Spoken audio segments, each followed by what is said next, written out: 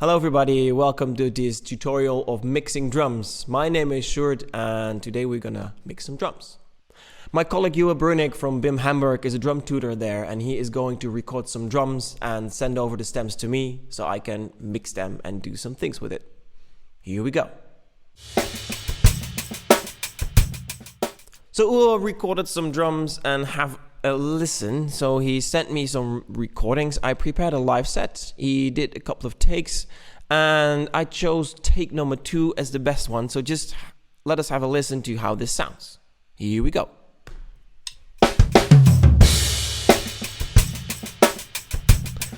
Right, so immediately you see a couple of things. All the drums are peaking. I hear a nasty frequency in there. It's all mono.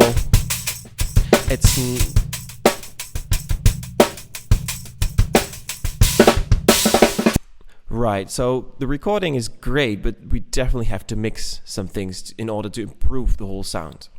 So to get a bit more organized, I chose to combine different tracks and group them. So for example, the 2 kicks I have grouped in one group, say kick, and the snare is 2.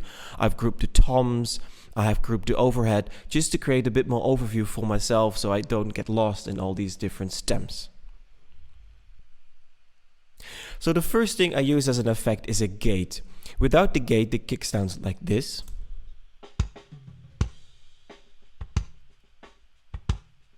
So as you can hear, there's a lot of bleeding. Bleeding is basically picking up other elements from other tracks as well. So with the help of a gate, I can make sure I only pick up the kick and not the other elements. At least a little bit less. Sometimes some other elements come through, but it's not a big problem. My other kick, I do the same thing, and both of the kicks are going to be routed here. Another important device that you will find on many mixed drum tracks is a compressor. So the setting of the glue compressor, I chose to have roughly 3 to 5 decibels of every kick in the compressor. A relatively fast attack, but not too fast, and a relatively fast release. And I want to compress it massively because I just want to have the peak being reduced. Another device that is very often used is the EQ. So with an EQ, I can make sure that I'm attenuating and emphasizing the frequencies that I like.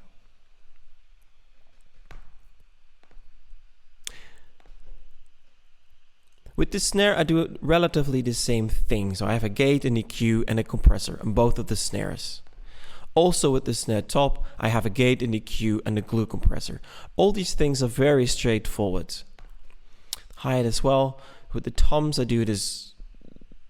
With toms, I have the same thing. So I gate a bit of EQing. So I always listen to, are there any frequencies that are nasty? For example, in the floor tom, there was one sound. Let me show this. So without the EQ.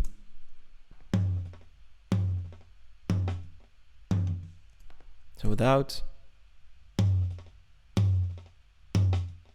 So here I'm emphasizing the low frequency, the body of the tom. I didn't like this frequency and I wanted a bit more high frequencies, a bit more breeze in my drum kit. And of course a compressor to balance out inaccuracies in loudness. Not too much, I don't want to kill all you with dynamics. So the next important thing is getting out of the mono. I just got all mono tracks. They were all on both of the channels, but I want a bit more panorama, a bit more width in my track, right? So I started with the 2 overheads that you see here. 2 overheads are the mics that are recorded from the top, one on the left, one on the right. So I panned them hard left, hard right as well. I also decided not to use the trash and the vocal mic because I don't need them for my mix this time. So just the overhead sound like this.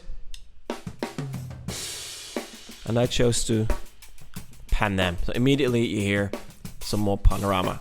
There we go. So I chose to pan the toms as well, and I chose them from the drummer's perspective. Since I'm a drummer, I'm used to having the rec tom more in my left ear and the floor toms more on my right. The same as my snare and my hi-hat more on the left and my right on the right. So now let's dive into some special thing. If we take a closer look to the snare,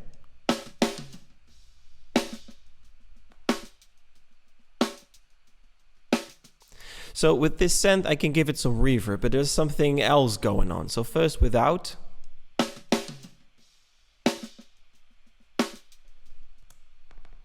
right? Maybe let's floor even, maybe even less floor of this. Well, how does it sound now?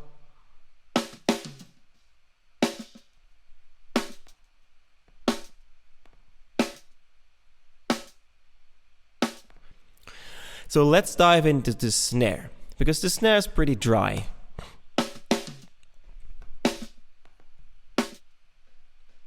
Right? This is the original snare. So to give it a bit more width, I could choose to use a reverb to give it more width, or I can give it some delays. So first I'd like to show you how I give my snare more width with a reverb. So I've sent my snare to A, which is a reverb.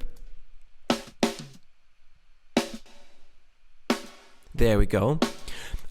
I gave it some reverb. I chose a nice setting that I thought I liked the sound of the reverb, but obviously it is way too long.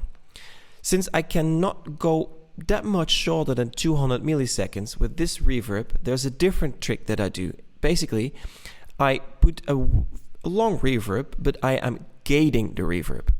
So I'm sidechaining the reverb with his own snare, making sure that I have more control over the envelope of my reverb snare. So this sounds like this.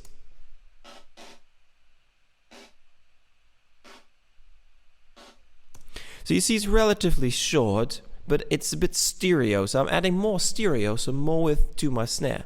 Now the snare together with the reverb and the gate. So without, very dry, with, it's a bit wider.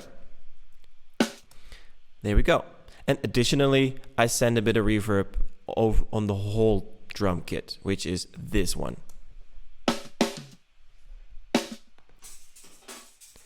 So this is the reverb of the whole kit. As you can see, I did the same thing to snare number 2. So snare number 2, I'm sending to a different reverb, reverb number 2. I'll do the same thing. I chose a different reverb setting as the first one, so I'm coloring it a bit different. Reverbing the snare, and then gating it also with the snare. So every snare is opening up the reverb, but it's closing the reverb. A bit unnatural, but I'm creating hyperreal spaces here. Right, so this was an example of how to get a bit more width with the use of reverb, and also a bit more depth with the use of reverb. So these two reverbs on the snare, I'm creating a bit more width, and this one is creating the depth on the whole drums. With the delay, I can do similar things. I can use a delay to create some width. Let me show you how this works. So I have my snare isolated here, and I've panned it a bit to the left because I want it to be a bit more on the left of the center. But what I could also do instead of this is basically delaying the right channel with a couple of milliseconds. So now it also sounds that my snare is on the left. There we go. So without is in the middle, delaying it a little. Not too much, because then it's starting to sound like two snares. Right, so if you stick roughly between, let us say 0 and 30 milliseconds, it's fine. This is referred to as the Haas effect. So as you can see, I can use panning, or I can use delay on one of the channels in order to create width.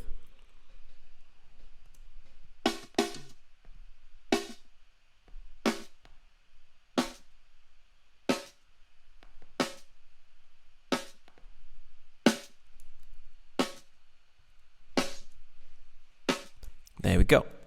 With an additional delay or another delay, I can go into the depth of the sound. So for example, I have timed this echo to the tempo. I figured out the tempo of the track was 89 beats per minute, roughly. So with this echo, I'm adding a bit delay, so that the snare doesn't stop right away, but it has a bit of a tail. So I could choose to have the tail from the reverb, and in this case, I choose to have the tail from the echo. So it's a combination of both. I've created the width and the depth with both of the reverbs and with both of the delays. The funny thing what I can do with this is I can overdo it.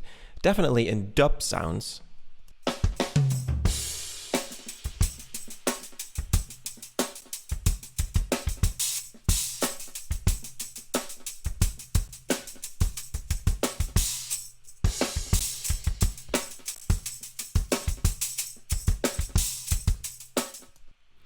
Definitely in dubby sounds, you hear this more often, a positive delay on the snare. Let us check it out how it sounds.